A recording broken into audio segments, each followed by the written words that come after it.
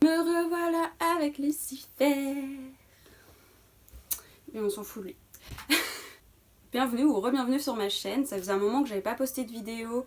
Pas par manque de temps, mais plus par manque d'idées. Et puis un jour ça m'est venu comme ça et je me suis dit qu'au lieu d'écrire un article, j'allais vous faire une vidéo sur des séries anglaises que j'aime bien et que je recommande assez régulièrement.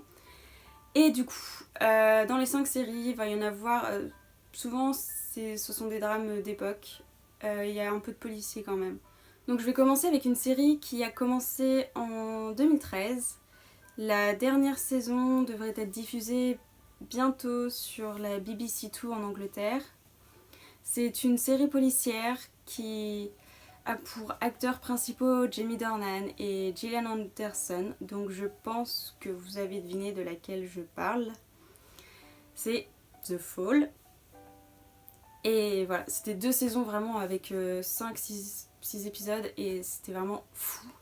Donc vite fait, le pitch, Jamie Dornan joue Paul qui est un tueur en série. Ses victimes sont toutes des femmes. À côté, il mène une petite vie de famille assez banale. Et la police va donc faire appel à Stella Gibson pour aider à traquer ce tueur en série. Et je vais pas en dire plus parce que je pense que je vais me baser juste sur 3 points qui font que j'aime regarder la série, que je la conseille.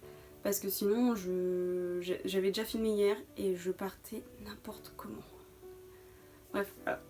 Donc The Fall, je la recommande parce que c'est sombre et les crimes sont assez horribles. Donc ça change un peu des experts Manhattan et des experts Miami. Le personnage de Stella Gibson est très bien écrit.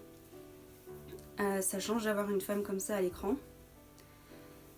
Et puis, juste pour Jamie Dornan aussi. Voilà, je l'aime trop. J'étais juste partie me faire un thé parce que je trouve que une vidéo comme ça mérite que je boive un thé en même temps. Pour la seconde série, je vais vous parler d'une série qui me tient à cœur, que j'ai aimée, qui m'a fait pleurer toutes les larmes de mon corps à de nombreuses reprises. C'est donc Downton Abbey. Et cette série va en fait parler de la famille Crawley qui vit à Downton et des domestiques. Pour Downton, je la recommande en général à tous ceux qui aiment les séries historiques, même si je pense qu'aujourd'hui pratiquement tout le monde la connaît cette série. Mais je m'en lasserai jamais de la voir. Les épisodes sont vraiment tous très bien écrits. Il y en a peut-être certains qui sont un peu moins intéressants, mais voilà, les personnages, on voit pas plus la famille Crawley que les domestiques. Ils ont tous un temps égal, je pense. Certains vont être plus approfondis que d'autres, mais au fil des saisons, ça va changer. On va apprendre à en découvrir un peu plus sur quelques personnages, on va en délaisser certains. Les personnages vont toujours évoluer. On va apprendre, soit on les déteste au début, ou on les aime, après ça s'inverse, après on les aime de nouveau. C'est ça que j'aime bien avec Downton Abbey, c'est qu'on s'ennuie pas. Et c'est très très fort en émotion, que ce soit des rires ou des larmes. Et je pense qu'il y a eu beaucoup de larmes devant cette série. Et puis il y a Maggie Smith qui est vraiment géniale. Voilà. Rien que pour Maggie Smith, je pense qu'il faut regarder. Pour la troisième série, je vais parler plutôt d'une mini-série. Donc je pense que vous savez que les Anglais aiment beaucoup adapter les romans d'Agatha Christie. Il y a eu la série Hercule Poirot, je ne vais pas parler de celle-ci, mais de la dernière adaptation que j'ai vue, And Then There Were None, qui a été diffusée l'année dernière sur la BBC à la période de Noël. Donc ce sont 3 épisodes, 50 minutes, 1 heure, je suis pas sûre. Et dans le casting, il y a Douglas Booth, Aidan Turner et Sam Neill. Et rien que pour Sam Neill, on m'avait vendu le truc. Je vais pas forcément raconter l'histoire parce que j'ai peur de tout gâcher pour vous si vous connaissez pas. Mais en gros, ce sont des gens qui se retrouvent sur une île au milieu de nulle part vraiment. Il y a du brouillard, on voit rien, donc c'est un huis clos et c'est assez oppressant. Et on ne sait pas pourquoi ils sont là, ni qui les a invités. Et petit à petit, les gens commencent à mourir. Voilà. Et donc on va devoir... il y a la paranoïa, et même nous, je pense que même en sachant la fin, en fait, ils arrivent toujours à nous surprendre. Le casting était vraiment très bon. Et la réalisation était très bien faite, je trouve. En tout cas, si vous aimez tout ce qui touche à Agatha Christie, le policier et tout, moi je l'ai trouvé vraiment très bien et j'avais dévoré les épisodes en fait. Donc voilà. Allez, c'est parti pour la 4e série. Elle a été diffusée cet été sur la BBC One, il me semble aussi. C'est une série avec Colin Morgan de 6 épisodes et ça s'appelle The Living and the Dead. Donc au titre, je pense que vous doutez que ça parle de fantômes. Mais il n'y a pas que des fantômes, il y a... Non, je ne vais pas vous dire. Non, je peux pas vous dire. Donc cette série avec Colin Morgan, lui est un médecin qui revient s'installer à la campagne. À son retour avec sa nouvelle femme, il va arriver des événements surnaturels. Donc ça commence avec une jeune fille qui est possédée et lui a du mal à y croire, mais petit à petit il va commencer à y croire et nous aussi avec, et il va se passer encore d'autres choses. J'ai trouvé la série très bien faite au niveau des effets spéciaux. Elle est assez angoissante par moments.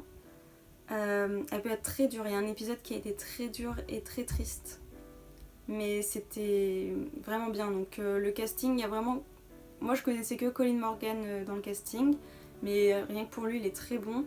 L'intrigue est assez impressionnante et la fin du dernier épisode, ça annonce une saison 2 assez intéressante je pense, parce que vraiment c'est un cliffhanger. Je sais pas vraiment si c'est un cliffhanger, mais en tout cas moi mon cerveau dedans ça fait... Voilà. Donc je recommande cette série, surtout pour ceux qui aiment tout ce qui parle de surnaturel et voilà. Et j'ai gardé le meilleur pour la fin. Donc si vous me connaissez, je pense que vous doutez de quelle série je vais parler. Mais avant, je vais faire un petit tour de magie. Vous êtes prêts? Voilà! J'ai invité le héros de la série, enfin un des héros de la série dont je vais vous parler.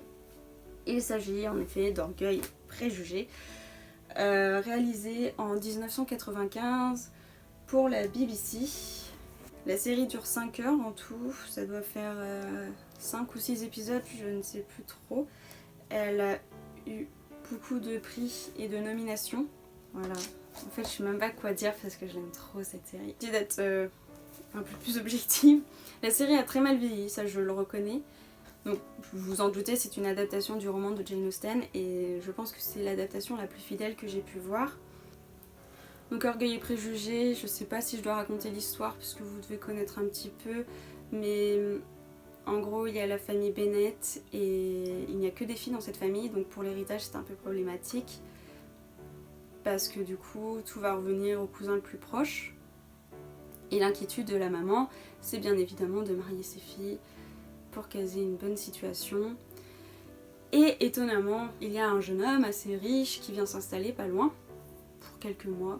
Donc Charles Bingley, qui tombe tout de suite amoureux de Jane, et voilà, ça se voit, ils sont trop amoureux, ils sont trop mignons, ils sont trop faits l'un pour l'autre. Et à côté, Lydie rencontre Darcy, qui lui paraît tout de suite horrible, pédant, tout ce que vous voulez, et du coup elle va le haïr. Et je trouve que la série est très bien faite parce qu'ils prennent le temps de montrer les sentiments qui évoluent, de parler des sujets aussi importants, donc l'argent, les problèmes d'héritage. Les costumes sont bien faits, il n'y a pas de fioritures en fait, ils poussent pas trop loin, voilà, en fait ils ont très bien respecté le roman et le casting est très bon, mis à part pour par exemple Jennifer Hill est une parfaite Lizzie pour moi, rien que pour Colin quoi. Voilà, il est grand, il est sombre, il est... Enfin pas sombre, mais il est taciturne et tout, il est parfait. Ah, je m'embrouille, mais c'est parce que j'aime trop ce roman et j'aime trop cette série. Et en fait, quand j'aime trop, j'arrive pas à bien expliquer. Donc merci d'avoir regardé la vidéo, j'espère que ça vous a plu et que je vous aurai donné envie de regarder ces 5 séries ou au moins une d'entre elles. Pour la prochaine vidéo, je vais essayer de faire quelque chose sur mes collections parce qu'il me semble qu'un jour on m'avait demandé de faire un article dessus. Donc en vidéo, je pense que ça peut rendre pas mal. Sinon, vous pouvez me proposer des sujets ou même pour les articles, hein. Si vous avez envie de voir quelque chose en particulier, dites-le moi. Et puis voilà, j'espère que la qualité ne vous a pas trop dérangé parce que je suis sur l'iPhone aujourd'hui. Et moi je vais aller finir mon thé. Salut! Ah, j'aime pas, je suis gênée. Pourtant je parle à des chadonnettes vu que je filme avec mon iPhone. Tous les deux ont du mal et non. Regardez-moi ça! Attendez, je vais recommencer parce que